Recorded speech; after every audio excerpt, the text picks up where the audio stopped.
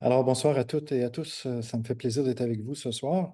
Alors, oui, on va parler d'éclipses. Vous en entendez parler beaucoup dans les médias de plus en plus et on a préparé une petite présentation qu'on va partager avec vous ce soir. J'espère que vous la voyez. Je mets en mode présentation. Est-ce que vous voyez bien la présentation à l'écran? Ouais, je la vois en tout cas. OK, parfait. Oui, je vois Faites-moi pas des à la pouces levés.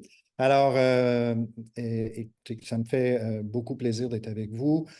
Comme on m'a présenté, je suis un astronome amateur très passionné. Ça fait au-delà de 30 ans que je fais de l'astronomie. Euh, de l'astrophoto et de l'observation avec les yeux. Je suis au domaine Saint-Bernard, je fais des présentations dans un planétarium, j'opère les télescopes, etc. Donc, ce soir, on va parler de l'éclipse totale de soleil. Pourquoi est-ce qu'on en parle tant que ça? Eh bien, l'éclipse, c'est quelque chose qui est extrêmement rare. C'est exceptionnel. On dit que c'est l'expérience d'une vie. Dans le tableau que vous voyez ici, on montre la date pour plusieurs villes du Québec, la dernière éclipse qui a eu lieu et la prochaine. Et vous pouvez voir, si vous regardez dans la colonne intervalle, le nombre d'années qu'il faut attendre entre deux éclipses, si on est à Bécomo ou à Chibougamau ou à Montréal ou à Québec. Euh, En moyenne, sur la planète, on estime qu'il faut 375 années entre chaque éclipse. Bien entendu, c'est une moyenne. Il y a des villes qui sont plus chanceuses, comme par exemple Montréal et Sherbrooke, euh, qui ont eu une éclipse totale. Je dois corriger. Je parle d'éclipses totales ici. Des éclipses partielles, on en a régulièrement. On va en parler un petit peu plus tard. Mais des éclipses totales à Montréal, il y en a eu une au mois d'août 1932, la prochaine au mois d'avril 2024, c'est 91 ans, et la prochaine après, c'est 2106. Donc, encore un autre 82 ans. Ça, c'est des villes qui sont extrêmement chanceuses. Alors que d'autres, beaucoup moins, comme Gaspé. La dernière était en 1203, puis la prochaine en 2500. Donc, les Gaspésiens vont devoir attendre 1296 ans entre deux éclipses. Chibougamau, encore pire, 1417. Alors, ça explique un peu pourquoi le phénomène est si exceptionnel. Ce soir, on va en parler un peu sur toutes les coutures, là. On va discuter c'est quoi une éclipse. On va parler particulièrement de celle du 8 avril. On va parler où aller pour bien observer une éclipse et comment l'observer de façon sécuritaire. Mais surtout, puis c'est là où moi, ma passion va apparaître, c'est qu'est-ce qu'on regarde quand on va voir une éclipse. Vous allez voir, c'est assez spécial et on va conclure par la suite en parlant d'une application pour téléphone mobile qui a été développée par la Fédération des astronomes amateurs pour aider les gens à décider où ils veulent aller voir, simuler qu'est-ce qui va se passer à l'endroit de leur choix et la journée de l'éclipse qui va leur donner des messages vocaux pour leur dire, regardez, ça s'en vient, on est rendu à cette étape-là, vous pouvez voir ceci, vous pouvez voir cela. Donc, commençons avec qu'est-ce qu'une éclipse solaire? Eh bien, ce n'est pas très complexe. Une éclipse solaire, ça se produit quand la Lune vient passer exactement dans l'axe qui relie le Soleil et la Terre. Le Soleil est extrêmement gros. Il fait plus d'1 500 000 kilomètres de diamètre. La Lune en fait seulement que 3 ou 4 000 kilomètres de diamètre. Donc, la lumière du Soleil va être cachée par la Lune sur une petite partie du globe seulement. Ce n'est pas la Terre au complet qui est cachée puis qui se retrouve dans l'ombre de la Lune. C'est seulement qu'un petit cercle d'ombre qui fait à peu près 175 kilomètres de diamètre et qui se promène sur la Terre, en fonction du mouvement de la Lune, la rotation de la Terre, etc. Cette zone d'ombre-là se déplace euh, sur le territoire de façon à ce qu'un endroit en particulier est à l'ombre seulement que quelques minutes au maximum. Là, le graphique que je vous montre ici, c'est pas du tout à l'échelle. Si on met le Soleil, la Terre et la Lune à l'échelle réelle, c'est ceci qu'on verrait. Donc, le Soleil est à 150 millions de kilomètres de nous, alors que la Lune est seulement qu'à 380 000 kilomètres. Donc, en réalité, la Lune est extrêmement proche de la Terre, mais malgré ça, le Soleil est tellement gros qu'il va venir créer une ombre sur certains endroits de la Terre. Le phénomène ressemble à ceci. Donc, on a le soleil qui envoie sa lumière. Dans l'ombre, on va avoir la totalité dans cette petite partie ici. Et ce qui est à côté, qu'on appelle la pénombre, va nous donner une éclipse partielle. Cependant, la Lune et le Soleil ne sont pas toujours à la même distance. Euh, la Terre est sur une orbite qui est elliptique, donc des fois la Terre est plus proche du Soleil, d'autres fois elle est plus loin. La Lune, la même chose, des fois elle est plus proche, elle est plus loin. Donc, de temps en temps, quand la Lune est proche de la Terre, elle semble être plus grosse par rapport au Soleil et va nous donner une éclipse totale. Quand la Lune est un peu plus loin de nous, elle ne sera plus assez grosse pour cacher le Soleil. Donc, on va avoir ce qu'on appelle une éclipse annulaire. Il n'y a aucun endroit, le cône d'ombre, finalement, ne se rend pas jusqu'au sol. Et au sol, ce qu'on va voir, c'est la Lune en noir ici, avec un anneau de soleil alentour. C'est spectaculaire, mais ce n'est pas la même chose qu'une éclipse totale. Il ne fera pas noir, on n'aura pas le même spectacle, on ne pourra pas enlever les lunettes, etc. Donc, sans contredit, l'éclipse totale, parmi les trois que vous voyez dans le bas ici, là, totale, partielle, annulaire, l'éclipse totale est de loin le plus beau phénomène, celui qu'il faut tenter de voir et celui qu'on va avoir le 8 avril prochain. Donc, je reprends un petit peu ce que je vous disais tantôt. Si la Lune et le Soleil ne sont pas alignés, ça va être une éclipse partielle. Donc, la Lune se déplace parallèlement à le mouvement de mon pointeur ici et ne cachera jamais le Soleil complètement. Si c'est une éclipse annulaire, donc la taille de la Lune apparaît comme étant plus petite que la taille du Soleil, on va avoir, oh, excusez, revient. On va avoir un anneau de lumière ici autour de la Lune. Ça sera une éclipse annulaire. Et quand ça va être que la taille apparente de la Lune va être plus grande que la taille apparente du Soleil, on va avoir une éclipse totale comme celle-ci, où on va voir l'atmosphère du Soleil, la couronne solaire qu'on appelle. On va voir, il va faire noir, on va voir les étoiles, on va voir les planètes, etc. Donc, ça va être une éclipse exceptionnelle comme celle du mois d'avril qui s'en vient. Si on parle de l'éclipse du mois d'avril, on voit ici que la première apparition de l'ombre va se faire dans l'océan Pacifique. Et l'éclipse va graduellement se déplacer. Cette ombre-là va se déplacer, va venir toucher terre au Mexique, près de Mazatlan, va traverser les États-Unis, on a le Texas, on va passer par les États du Midwest. Et pour arriver au Canada, elle va longer les Grands Lacs, là, le lac Erie, le lac Ontario, et éventuellement venir cacher le sud du Québec. Mais l'éclipse ne sera pas seulement visible ici dans la zone en bleu. Toute l'Amérique du Nord, presque, sauf l'Alaska, va avoir droit à une éclipse partielle. Les lignes bleues, ici que vous voyez, c'est 80 de couverture du soleil, 60 de couverture, 40, 20 jusqu'à zéro. Donc, quelqu'un qui serait situé en Alberta, il va avoir une éclipse partielle à 30 à peu près. Alors que les chanceux, ceux qui vont être directement dans le tracé bleu ici, ils vont voir une éclipse totale et on va arriver à ce tracé-là, qui va passer, comme je vous disais, dans le sud du Québec. Alors, à peu près 175 kilomètres de largeur, le couloir de l'éclipse.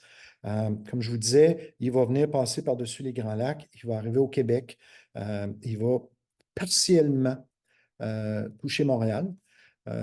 Prenez, par exemple, la limite là, du boulevard métropolitain dans l'ouest et l'autoroute 25 qui va vers le pont-tunnel dans l'est. C'est à peu près le chemin que l'éclipse va prendre. Tout ce qui va être au sud de cette zone-là va être à l'intérieur de l'éclipse totale. Tout ce qui va être au nord vont voir une éclipse partielle. Le Soleil va être caché à 99,5 99,9 mais ça va demeurer une éclipse partielle, ce ne sera pas une éclipse totale. La durée de l'éclipse change en fonction de où on est dans dans le couloir. Plus on est proche du centre, la ligne bleue, plus l'éclipse va durer longtemps. Il faut se rappeler que c'est un cercle qu'on regarde.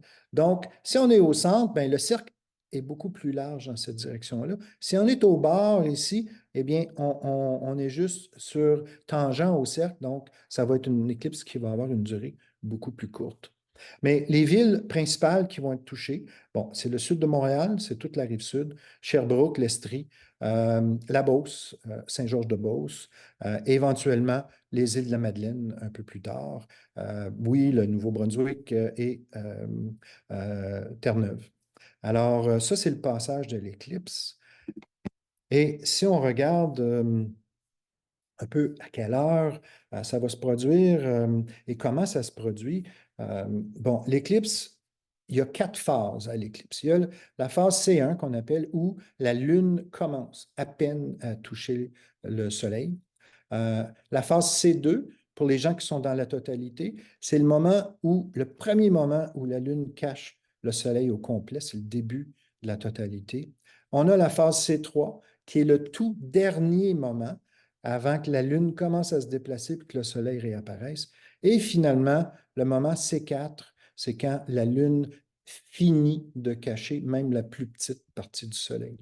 Alors, si on regarde 2 endroits, Longueuil, qui est un peu à la limite nord de l'éclipse par rapport à Sherbrooke, eh bien, à Longueuil, l'éclipse va commencer à 2h14 et la totalité va commencer à 15h27 et 2 secondes. La totalité va se terminer à 15h28 et 13 secondes. Donc, on va avoir ici à peu près 50-55 secondes de noirceur à Longueuil. Et C4, le dernier moment, à 16h37, quand la Lune ne touchera plus du tout au Soleil. Si on va à Sherbrooke, cependant, Sherbrooke qui est beaucoup plus proche du centre du couloir d'éclipse, l'éclipse va commencer 2 minutes plus tard, là, 14h16. Mais regardez la totalité. La totalité va commencer à 15h27 et 42 pour se terminer à 15h31 et 7. Donc, à Sherbrooke, il va y avoir 3 minutes et 3 minutes 30 secondes à peu près de noirceur comparé aux 50 secondes qu'on avait à Longueuil. Donc, pour une distance d'une centaine de kilomètres plus loin, la durée de l'éclipse va être 3 fois et demi plus longue. Et à Sherbrooke, le dernier contact va se terminer à 16h38. Donc, plus on est proche du centre du trajet de l'éclipse, mieux va être le spectacle, plus long va être la période de totalité. Et honnêtement, c'est ce qu'on recherche quand on va voir une éclipse. Bien entendu, on est au Québec, c'est au mois d'avril. Il faut dealer, excusez le mot anglais, l'anglicisme, il faut vivre avec les conditions météo. Malheureusement, au mois d'avril, la probabilité d'avoir une journée entièrement nuageuse est pas plus qu'à peu près 25. Donc, il y a 75 de chances qu'il y ait des nuages. Cependant, il y a beaucoup de chances que ce soit des passages nuageux, qu'il y ait des trous dans les nuages et que même si il ferait peut-être pas beau pendant toute la durée de l'éclipse, on va pouvoir quand même voir les moments majeurs de l'éclipse. Donc, il faut garder les doigts croisés. Pour ceux qui y croient, mettez vos chapelets sur la corde à linge et puis on verra ce qui va arriver le 8 avril. Alors, je reviens un petit peu, j'avais déjà introduit le concept, mais où est-ce que je devrais aller pour observer l'éclipse? Eh bien, définitivement, plus vous allez pouvoir vous déplacer vers le centre du corridor ici, la ligne bleue, mieux va être le spectacle. Plus long va durer la totalité. Par exemple, si vous êtes à Laval, eh bien, vous ne verrez pas de totalité du tout. Vous allez voir le soleil caché à 99 quelques pourcents, mais vous ne verrez pas les phénomènes qu'on voit lors de la totalité. Si vous venez sur la rive sud, plus vous allez vous déplacer sur l'autoroute 10 en s'en allant vers l'est ou sur l'autoroute 73 à partir de Québec en s'en allant vers Saint-Georges-de-Beauce, plus la durée de l'éclipse va être intéressante. On a quelques exemples ici. Donc, juste pour vous montrer à quel point c'est important, on a les points 1, 2, 3 ici qui sont Boucherville, Sainte-Julie, Saint-Bruno. La durée de la totalité à Boucherville va être de 53 secondes, alors que Sainte-Julie, qui est juste à côté, 1 minute 13, on a déjà gagné 20 secondes. Saint-Bruno, 1 minute 47, on a plus que doublé à Saint-Bruno la durée de la totalité par rapport à Boucherville. On s'éloigne un peu plus à Saint-Jean-Richelieu, 2 minutes 54. Et finalement, Lac-Mégantic, là, qui est tout près du centre du couloir, un des meilleurs endroits au Québec, ça va durer 3 minutes 26. Ici, de l'autre couleur, avec les lettres A et B, ce sont des sites qui vont être offerts au public par la Fédération des astronomes amateurs du Québec pour laquelle je travaille. Et c'est la principale partie de mon travail, c'est de préparer ces sites-là. On va avoir un site à Bromont, ici au point A, où on va avoir une totalité qui va durer environ 3 minutes 16 secondes, ce qui est très proche de ce qu'il va y avoir à Sherbrooke et au Mont-Mégantic. Et le deuxième site, pour les gens de la grande région de Québec, le Bas-Saint-Laurent, le lac Saint-Jean, etc., à Saint-Georges, c'est un peu moins parfait, on va avoir seulement 2 minutes 33, mais malheureusement, nous, on espère avoir jusqu'à environ 10 000 visiteurs à chacun de nos sites. Et dans la Beauce, passé Saint-Georges, il n'y a pas vraiment de ville ou de village assez important pour nous offrir les infrastructures qu'il fallait là, pour recevoir autant de monde que ça. Donc, on s'est arrêté avec la ville de Saint-Georges et on travaille avec eux. Même si la durée va être un peu moins longue, on essaie de préparer le meilleur spectacle pareil. Donc, pour les gens qui sont dans l'est de la province, là, Québec, et en allant plus loin vers l'est, ça sera un des meilleurs sites, à moins que vous décidiez de rouler encore plus loin et de venir dans la région du Mont-Mégantic. Malheureusement, au Mont-Mégantic lui-même, ils avaient une limite de 2500 personnes. Elle a déjà été atteinte. Il n'y a plus de place pour aller voir l'éclipse au Mont-Mégantic. Mais bon, nous, c'est sûr, on va offrir des lunettes gratuites. On va avoir sur place des astronomes amateurs avec des télescopes, des jumelles. On va entourer l'activité en donnant de l'information, en aidant les gens. Euh, Si vous sentez que vous n'avez pas le besoin d'avoir tout cet encadrement-là, vous pouvez aller n'importe où. Si vous êtes dans le corridor, vous arrêtez n'importe où, vous levez la tête, vous allez la voir, l'éclipse. Donc, c'est un choix. C'est un choix d'aller vers un site où il va y avoir une structure et de l'organisation ou d'être privé, d'être dans un endroit où vous allez avoir la tranquillité, vous pourrez en profiter euh, vous-même. On va parler maintenant un petit peu de la différence entre être à l'extérieur ou à l'intérieur du couloir de totalité. C'est un spectacle qui est extrêmement différent. Donc, l'éclipse elle-même, on parle d'une éclipse partielle quand on est à l'extérieur du couloir et une éclipse totale quand on est à l'intérieur du couloir. L'obscurité, dans ce cas ici, va aussi être partielle. Même si à l'aval, le soleil va être caché à 99,9%, il ne fera pas vraiment noir. Ça va être un peu comme en soirée, la brunante. Le soleil est en bas de l'horizon, on ne voit plus le soleil, mais il ne fait pas noir encore. Alors, ça va être comme ça pendant l'éclipse partielle, quand on va être au bord du corridor, alors qu'à l'intérieur, l'obscurité va être totale. Il va y avoir un changement de température. Plus la Lune va cacher le Soleil, moins les rayons vont venir réchauffer l'endroit où on est et la température va baisser dans les zones d'éclipse partielle de 3, 4, 5 degrés, alors qu'à l'intérieur du couloir, ça peut baisser autant qu'une dizaine de degrés Celsius entre avant le premier contact et la totalité. Euh, quand on est quand on n'est pas dans le couloir, on ne verra pas les étoiles ou très peu. Peut-être que les plus brillantes, on va en voir une ou deux, alors qu'à l'intérieur du couloir, on va lever la tête, on va voir le soleil comme il est la nuit. On va voir les étoiles, on va voir les planètes aussi, alors que à l'extérieur du couloir, on ne les verra pas. La couronne solaire et les protubérances, là, on parle, vous voyez les deux photos ici, là, ça, c'est ça qui est extrêmement spécial pendant une éclipse, c'est de voir ces explosions sur le Soleil qui envoient des millions de tonnes là, de matière dans l'espace. C'est toute la couronne, c'est l'atmosphère éloignée du Soleil qui est chauffée à des températures exceptionnellement élevées, là, qu'on peut voir. C'est comme un nuage diffus là, qu'on regarde à l'œil nu. Je vais parler un peu plus là, des lunettes et pas de lunettes tout à l'heure. Alors, on ne verra pas la couronne, on ne verra pas les protubérances quand on est à l'extérieur du couloir, mais on va très bien les voir si on est à l'intérieur. Et finalement, Est-ce qu'on peut regarder à l'œil nu? Eh bien, à l'extérieur du couloir, quand c'est une éclipse partielle, jamais. Il faut jamais regarder une éclipse sans porter de lunettes ou une méthode de protection des yeux, alors qu'à l'intérieur du couloir de totalité, là où il va faire noir, oui, on recommande, pas seulement on recommande, si on garde les lunettes, on ne verra rien.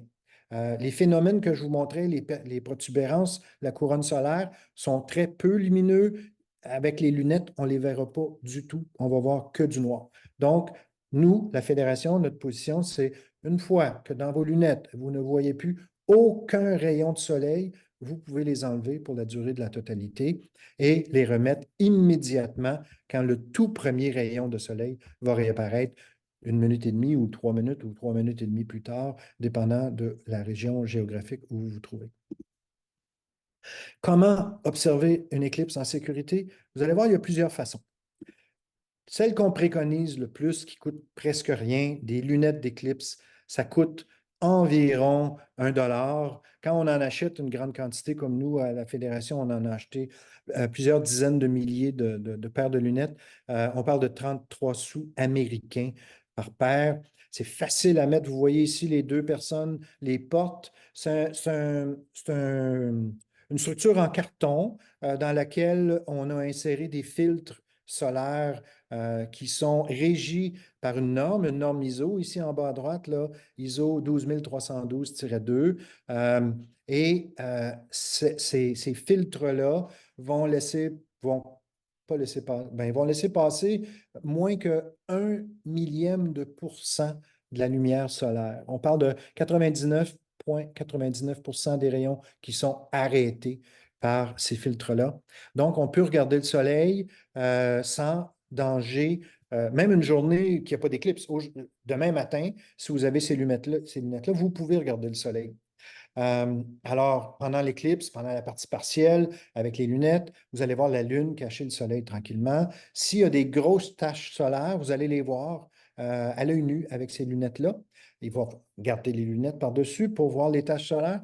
Et une fois que l'éclipse totale commence, on enlève les lunettes et on profite du spectacle de quelques minutes là, à l'œil nu. Euh, L'autre moyen de voir l'éclipse, bon, avec des jumelles, des appareils photographiques qui utilisent des filtres du même genre, mais spécifiquement designés là, pour fonctionner avec des jumelles et des appareils photo. Et il y a même des jumelles dédiées qui ne font que être utilisées pour les éclipses. Donc, le filtre est incorporé à l'intérieur de la jumelle. Donc, en toute autre circonstance, vous ne verrez rien avec ces jumelles-là parce que c'est pas assez lumineux, c'est fait uniquement pour regarder le soleil. Alors, j'ai introduit un petit peu tantôt la notion de on peut regarder le soleil avec ces lunettes-là une journée normale. Je vous explique un peu, c'est que en temps normal, si on regarde le soleil, le corps humain a un réflexe très rapide de détourner les yeux. Le soleil est beaucoup trop brillant, on reçoit trop de rayons lumineux, donc on ferme les yeux et on tourne la tête. Dans une éclipse, quand le soleil va être caché à 80, 90, 95, 98%, il va y avoir beaucoup moins de luminosité qui va nous rejoindre et le réflexe de détourner la tête est moins important. Donc, il y a des gens souvent, dans les cas, il n'y a pas beaucoup on a fait des recherches bibliographiques, on n'a pas trouvé beaucoup d'informations sur le nombre de cas de gens qui ont regardé le soleil et qui ont eu des problèmes, mais en général, on parle souvent des jeunes garçons, des adolescents qui se pensent immortels, là, puis qui ont tendance à regarder le soleil sans lunettes. Il y a une personne très réputée, le docteur Ralph Chou, qui a rédigé la norme ISO 12312. Il est enseignant à l'Université de Toronto, je crois. C'est un Canadien. Il a tenté de faire des statistiques sur la dernière éclipse totale aux États-Unis en 2017. Et lui, les chiffres qu'il propose, c'est que sur 200 millions de personnes qui sont allées voir l'éclipse, il n'y aurait pas plus d'une centaine de personnes qui ont consulté pour des troubles de la vue temporaires et juste quelques cas qui ont peut-être eu des effets nocifs à long terme. Mais là, je vous dis ça sur toute réserve. Nous, notre position, c'est gardez vos lunettes jusqu'à la totalité. Ne regardez jamais le soleil sans vos lunettes. Et je termine avec les télescopes. Bien entendu, eux aussi, on peut acheter des filtres qui vont nous permettre d'utiliser le télescope et de voir le soleil en beaucoup plus gros, bien entendu, et de voir plus de détails. Si on n'a pas de lunettes, si on n'a pas de télescope et de jumelles, il y a des méthodes indirectes qu'on peut utiliser pour voir le déroulement d'une éclipse. La fameuse boîte de souliers qui existe depuis des décennies et des décennies, qui est assez facile, c'est qu'on prend une boîte, on fait un petit trou dans lequel la lumière du soleil, ce graphique ici est meilleur, là, la lumière du soleil va venir on va voir l'image du soleil apparaître au fond de la boîte et on regarde par un autre trou à côté. Ici, là, le côté a été enlevé. En réalité, la boîte serait fermée. Le problème avec cette boîte-là, ça semble facile, il y a un problème de focalisation. Si la grosseur du trou, le point d'entrée de la lumière du soleil, par rapport à la longueur focale de la boîte, n'est pas bien calculée, on ne verra jamais l'éclipse au focus.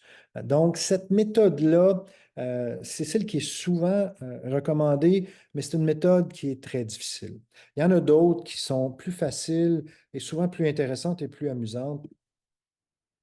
On a la méthode d'utiliser une jumelle ordinaire pour laquelle on n'a pas de filtre, mais au lieu de regarder dans la jumelle, on projette l'image sur une feuille de papier blanc. Et si on déplace le papier à la bonne distance de la jumelle, on va obtenir le focus et on va voir, comme ici, on voit le soleil. Ça n'a pas été fait pendant une éclipse, là, c'est des photos qui ont été faites pour donner un exemple de la méthode. Et ça nous donne vraiment une image réelle. Si la Lune était là, on verrait la Lune venir cacher une partie du soleil. Et la même chose avec un petit télescope. On prend l'oculaire du télescope, on l'envoie de côté et on projette l'image sur du papier blanc. Ça, c'est assez simple. Souvent, on a une paire de jumelles, puis c'est pas besoin des jumelles de qualité, là, des petites jumelles de spectacle, des petites jumelles pour regarder les oiseaux, pour les ornithologues. Donc, ça, c'est facile.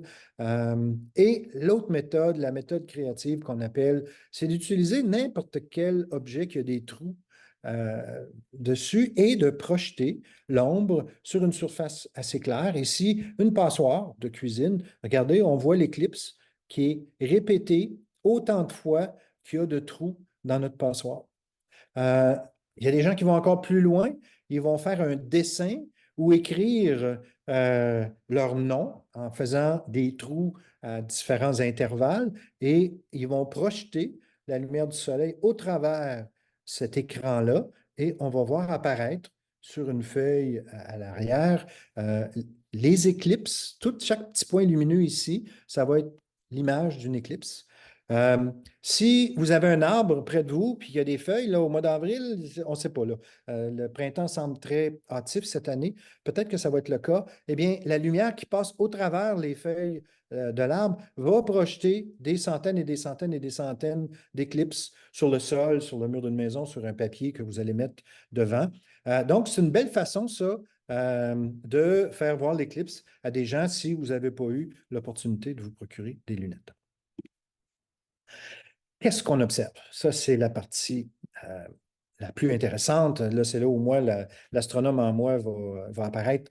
Alors, pendant la période d'éclipse partielle, donc la période entre C1 et le début de C2, et après C3 jusqu'à C4, on va observer seulement qu'avec des lunettes ou des filtres spéciaux.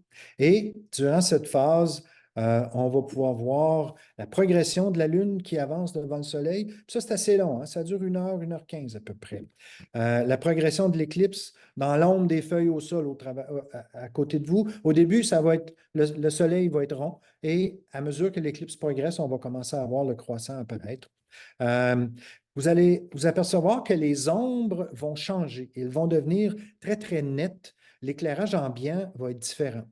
Je vous explique, c'est que le Soleil, ce n'est pas un point. Le Soleil est une surface, hein, c'est un cercle, et on a des rayons qui arrivent de tous les points du Soleil, donc une ombre qui est projetée au sol est jamais absolument nette. Mais plus l'éclipse progresse et que la partie du soleil qui nous éclaire devient petite, les rayons lumineux sont de plus en plus, c'est comme s'ils provenaient d'un point unique et l'ombre va être beaucoup plus nette, elle va être beaucoup, beaucoup plus nette et on va voir une différence marquée. Encore pendant la période d'éclipse partielle, la température commence à diminuer graduellement. On va voir des comportements des changements de comportement chez les animaux. Les oiseaux arrêtent de chanter. Les chiens ont tendance à être plus bruyants. Si on est près d'une ferme, il y a des vaches, des animaux de la ferme, là, souvent on entend plus de bruit. Les animaux trouvent ça anormal qu'il commence à faire noir à cette heure-là du jour. Euh, Éventuellement, un peu avant la totalité et un peu après, il va y avoir des bandes d'ombre. Ça, c'est très difficile à voir. J'ai vu quelques exemples en vidéo. C'est des gens qui avaient mis un drap blanc par terre et on voyait des bandes d'ombre qui semblaient danser. Un peu comme, c'est comme si on bougeait le rideau, mais en fait, le rideau ne bougeait pas, c'était l'ombre elle-même qui bougeait. Euh, et pour ceux qui sont dans la zone de totalité, on va voir l'ombre venir vers nous. Je vous montrais tout à l'heure la carte du globe terrestre où l'ombre de la Lune se déplaçait là, du Pacifique jusqu'à l'Atlantique. L'ombre se déplace à 2600 km/h approximativement. Et si on est situé dans un endroit un peu en altitude ou dans une vallée qui est assez longue, on voit l'ombre arriver vers nous à une vitesse très, très grande. C'est très impressionnant. Et juste avant la totalité, on va avoir un effet de coucher de soleil, mais au lieu que ce soit juste à l'ouest, ça va être comme si le soleil se couchait tout le tour de nous, 360 degrés. Nous, on est dans un endroit où il fait de plus en plus noir, mais partout autour de nous, il fait encore clair. Donc, c'est un effet coucher de soleil qui est assez spécial. Et tout au long de la période, là, entre C1 et C2, si on a des jumelles avec les bons filtres ou un télescope, ou même à l'œil nu, on pourrait voir les taches solaires qui sont parfois visibles. Et en ce moment, le soleil est très actif. Il y a de très fortes chances qu'il y ait beaucoup de taches solaires au mois d'avril. Par après, si on est chanceux puis qu'on est dans la zone de totalité, donc pendant la phase de totalité, si on est dans le couloir, oui, on peut regarder les phénomènes rares et exceptionnels à l'œil nu, exclusivement pour ceux qui sont dans le corridor de totalité. Comme je vous disais tout à l'heure, si vous regardez dans vos lunettes et que vous voyez le moindre rayon de soleil, c'est que vous n'êtes pas dans la totalité. Il ne faut pas enlever des lunettes. Ici, on va voir ce qu'on appelle la bague à diamant. Juste avant que le soleil disparaisse complètement, les rayons de soleil passent au travers les montagnes et les vallées sur la Lune. Et il va y avoir un moment donné où on va en avoir une ou deux de ces lumières brillantes-là. On appelle ça la bague à diamant. Un petit peu après, puis je n'ai pas de photo, ça s'appelle les grains de Bailey. C'est un peu la même chose, mais là, c'est rendu tellement proche que ces deux-là ont perdu de leur intensité et il va y avoir comme, c'est comme du morse. Chaque petite vallée, chaque petite montagne va laisser passer ou cacher le soleil et on va voir des grains comme ça. C'est comme, en anglais, c'est des beads, c'est un peu comme un chapelet et c'est absolument spectaculaire. Euh, on va voir les protubérances solaires. On a sur l'image ici, je vous parlais tout à l'heure de ces explosions là, qui envoient des tonnes et des tonnes et des tonnes de matière dans l'espace. C'est ça qui cause, entre autres, les aurores boréales ici sur Terre. Ça, le Soleil, il y en a tout le temps des explosions sur le Soleil et on va pouvoir les voir durant la totalité.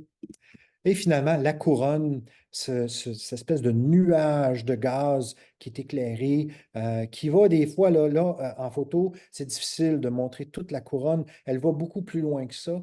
Il y a certains astrophotographes là, vont prendre avec un appareil des photos d'une seconde, avec un autre appareil des photos d'une demi-seconde. Ils vont mélanger ça là, pour qu'on voit mieux la totalité de la couronne. Donc, un spectacle assez exceptionnel. Et comme je vous disais, les étoiles, les planètes, le 8 avril, ici, on a une carte du ciel. Le Soleil et la Lune vont être ici. Ben, la planète Vénus va être un petit peu à droite, à l'ouest. Jupiter va être visible un peu à l'est. Il y a une comète, Pons-Brooks, qui va peut-être être visible pendant la totalité. Pour ceux qui ont des télescopes qui vont être capables de la trouver, on va voir les principales étoiles importantes, Orion, la ceinture d'Orion, Bételgeuse.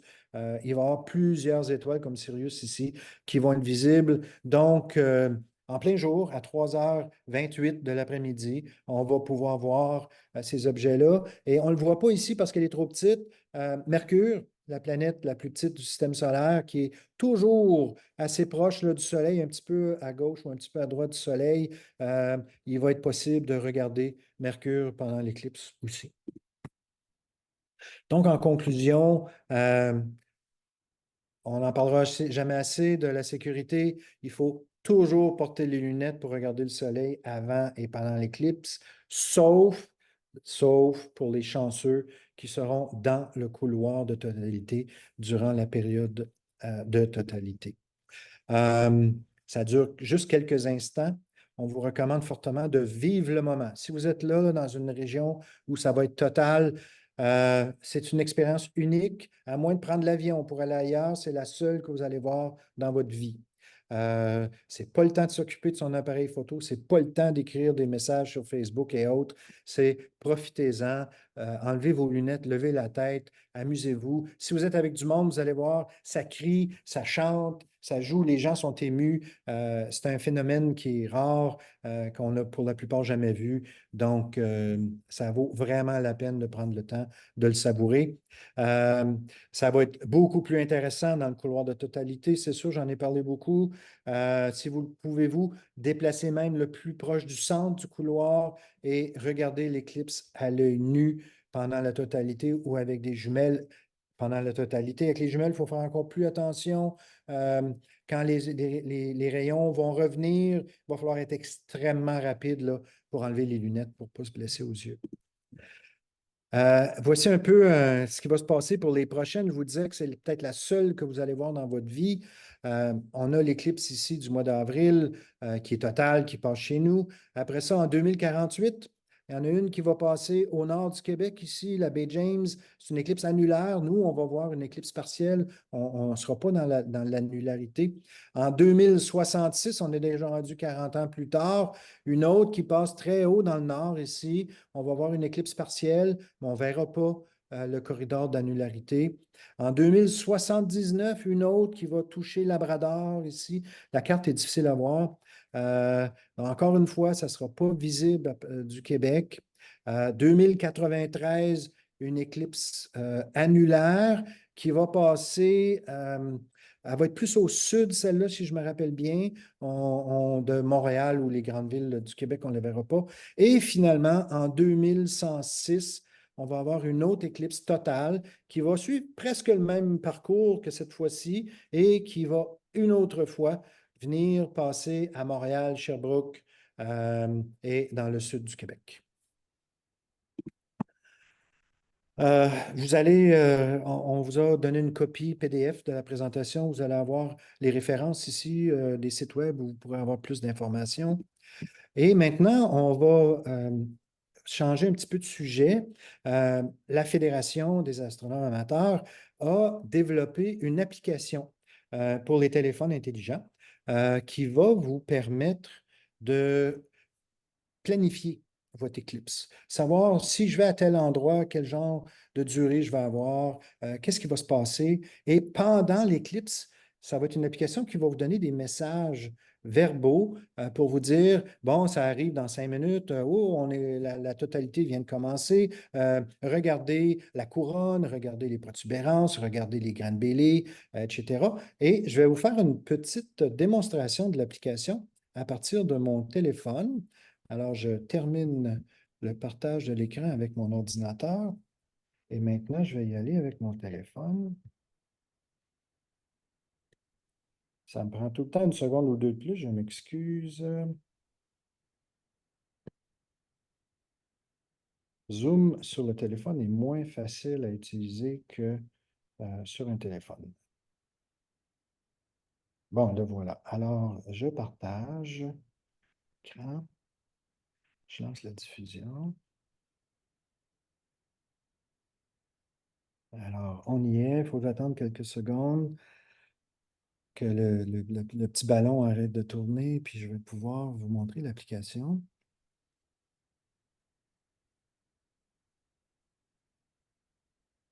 Ça sent bien.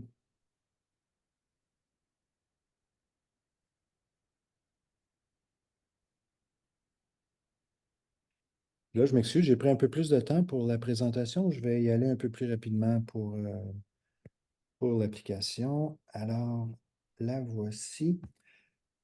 L'application Mon Eclipse de l'Ordre des ingénieurs. Alors, quand vous ouvrez l'application, le logo, une petite fenêtre de sécurité vous disant que procurez-vous des lunettes ou des viewers qui appellent en anglais, qui sont rectangulaires pour protéger vos yeux. Et une fois qu'on rentre dans l'application, on va arriver sur une carte qui va nous montrer le corridor de l'éclipse pour la prochaine. Dans ce cas ici, c'est au mois d'avril, mais quelques mois plus tard, cette application-là est bonne jusqu'en 2032. Donc, pour les éclipses subséquentes, vous allez pouvoir l'utiliser pour déterminer est-ce que les éclipses futures vont être visibles ou non à partir du Québec. Alors, comme vous pouvez voir, on a la zone en bleu au centre qui est la totalité. Après ça, on a le couloir un peu plus foncé qui est 66 à 100 de partiel, 99 partiel. Après ça, on a 30 à 60 et finalement de 0 à 30. Donc, on voit que jusqu'en Alaska, à peu près, l'éclipse du mois d'avril va être visible. Donc, on grossit la carte et on choisit l'endroit où on veut être. Puis là, vous allez voir, il y a deux points sur l'écran. Il y a un point mauve qui est ma situation actuelle. Moi, je suis à Montebello. Et puis, le téléphone sait où je me trouve. Et j'ai choisi, moi, Sherbrooke comme endroit où je voudrais aller voir l'éclipse. Et ce que je vais vous présenter par la suite va tout le temps être par rapport à ce que je vais voir à Sherbrooke. Mais quand je vous disais que l'application est bonne pour plusieurs éclipses, tout en mauve, en haut de l'écran, c'est marqué prochaine éclipse, là, le 8 avril 2024. Si je clique sur cette boîte-là, là, j'ai toutes les éclipses qui s'en viennent. Donc, en octobre 2024, il y a une éclipse annulaire qui va être en Amérique du Nord, en Amérique du Sud. J'ai juste à peser dessus et là, je vais voir où cette éclipse-là va être visible. Donc, nous, on ne la verra pas, celle du mois d'octobre. Si je vais plus loin, on va aller à l'éclipse totale en 2026. Elle va être visible en Islande, en Espagne, etc. Nous, on va avoir une éclipse partielle ici au Québec, et etc. On peut descendre là. La dernière qu'on a mis est en 2032. Alors, revenons à l'éclipse qui nous intéresse, celle du mois d'octobre. Et si, bon, là, pour choisir où on veut aller, il y a différentes façons de le faire. Euh, Juste au-dessus du point d'interrogation, à droite, en haut de l'écran, il y a une espèce de cible. Si vous pesez là-dessus, ça va mettre le voyant rouge sur votre position actuelle. Donc, si je le refais, par exemple, et voilà, il s'est placé à Montebello, où je suis. Si l'autre façon de choisir le lieu où on veut voir l'éclipse, c'est d'aller sur la carte, peser avec votre doigt sur la carte, et le curseur va se positionner là. Et aussitôt qu'on monte le bas de la fenêtre ici, on commence à avoir de l'information sur ce qu'on va voir là où on a choisi. La première boîte me dit la localisation et l'adresse ne sont pas les mêmes. Est-ce que vous voulez recalculer les circonstances de l'éclipse? Ce qu'il me dit ici, c'est que lui, il sait que mon téléphone est à Montebello, mais je demande de l'information pour Sherbrooke et il me dit, c'est tout ça que vous voulez? Voulez-vous tout simplement recalculer pour Montebello? Dans mon cas, c'est non parce que je fais de la simulation. Et immédiatement, je vois que l'éclipse va être totale. C'est dans 34 jours qu'elle va commencer et que la totalité va durer 3 minutes 23 secondes. J'ai la durée totale de l'éclipse, 2h21. La couverture va être à 100 le début de l'éclipse à 14h16. La totalité débute à 15h27. La fin de la totalité apparaît là. La fin de l'éclipse est là. Et la progression ici me dit la journée de l'éclipse, quand je vais ouvrir l'application, si je suis à Sherbrooke, il va me dire, ben là, tu es rendu à 40 ou à 50 ou à 70. Et ça me dit, là, il faut garder vos lunettes parce que vous n'êtes pas dans le corridor de totalité, vous êtes dans une situation d'éclipse partielle et il est dangereux de regarder l'éclipse. Donc ça, la journée de l'éclipse, ça va fonctionner automatiquement et ça va vous parler. Je vais vous montrer en simulation c'est quoi les messages que vous allez recevoir. Donc, pour faire apparaître ces messages-là, on va aller à simuler l'éclipse ici. Et là, on peut, dans le haut ici de l'écran, changer la date, l'heure et la vitesse de la simulation. Alors, pour que ce soit intéressant pour vous, là, on ne commencera pas au début de l'éclipse, on va commencer tout près de la totalité qui va commencer à 15h27. On va venir se placer à 15h25. Et au lieu d'aller à la vitesse normale, on va accélérer, on va aller à peu près 10 fois la vitesse pour pas que ça dure trop longtemps. Et on fait démarrer la simulation ici. Et vous voyez, Remarquez les ombres et la lumière autour de vous. donc on est à 95%. On voit ici la Lune et le Soleil. Vous voyez une petite ligne jaune là, à gauche. L'ombre de la Lune approche à l'ouest. Et on va avoir une description des choses qui sont à voir. Là, parce que je vais vite, vous avez la boîte orange. Début de la totalité, enlevez vos filtres solaires. Quand le orange apparaît, c'est parce que je vais trop vite. Il y a des messages qui embarqueraient un par-dessus l'autre, là. Donc, on a mis. Milieu de l'éclipse. Donc, vous allez avoir les messages qui vont apparaître et la durée de l'événement. Là, on vous dit que les planètes, les étoiles brillantes sont visibles. Grain de Bélé. Et L'ombre de la Lune s'éloigne vers l'est. donc, on a déjà terminé la totalité. Là, on va à 10 fois la vitesse. Hein? Donc, ne vous surprenez pas. Là. En temps réel, on voit beaucoup mieux. On a le temps d'écouter les messages et de recevoir toutes les indications qu'il faut. Donc, cette petite application-là va vous permettre de planifier à l'avance. Est-ce que ça va être total? Combien longtemps ça va durer? Est-ce que ça va être partiel? Par exemple, si on revient, puis je vais le faire rapidement, et je vais le calculer pour Montebello. Alors, on revient ici. Je ne suis pas dans la zone de totalité, donc je vais avoir une éclipse qui ne sera pas totale. La couverture du Soleil va être à 98,97 et tout au long de l'éclipse, je vais devoir garder mes lunettes parce que ça ne sera jamais la totalité. Alors, on fait la même chose ici. On va aller vers 15h, 15h25. On met la vitesse 10 fois, on confirme, on démarre la simulation. Remarquez les ombres et la lumière autour C'est de un peu vous. la même chose, sauf que cette fois-ci, L'ombre de la Lune approche à l'ouest. il n'y aura pas de totalité. Encore une fois, je suis allé très rapidement. Donc, on a passé le maximum de l'éclipse. Là, on est rendu, on s'en va vers le 90%, éventuellement le 80%, et ainsi de suite. Donc, on va arrêter la simulation. Je vais vous montrer une autre chose intéressante de notre application. C'est qu'en plus de vous donner les simulations, la ligne en bas complètement, vous avez l'accueil avec un petit globe terrestre. À côté, il y a un petit livre. Si vous cliquez sur le livre, vous allez avoir Apprendre l'éclipse. Donc, on va avoir différents sujets qui serviront à vous montrer, c'est par exemple, comment se produisent les éclipses. C'est pas long, c'est des petits textes qui mesurent quelques paragraphes seulement. Si vous êtes avec des gens qui ne connaissent pas, ça va vous permettre un peu de leur expliquer ce que c'est, un peu d'histoire, les éclipses importantes dans l'histoire, un peu de science, donc les différences entre les différents éclipses, les phénomènes, l'éclipse d'Einstein, où on a prouvé pour la première fois que la lumière pouvait être déviée par la gravité d'une étoile, comportement des animaux finalement, observation, comment se préparer, comment se protéger en utilisant des lunettes, etc. Donc, un petit Lexus là, pour nous expliquer un peu qu'est-ce qu'il y a à voir et à comprendre pendant l'éclipse. Alors, c'est tout. Je n'irai pas plus loin pour l'utilisation de l'application. Alors, je termine sur ce point.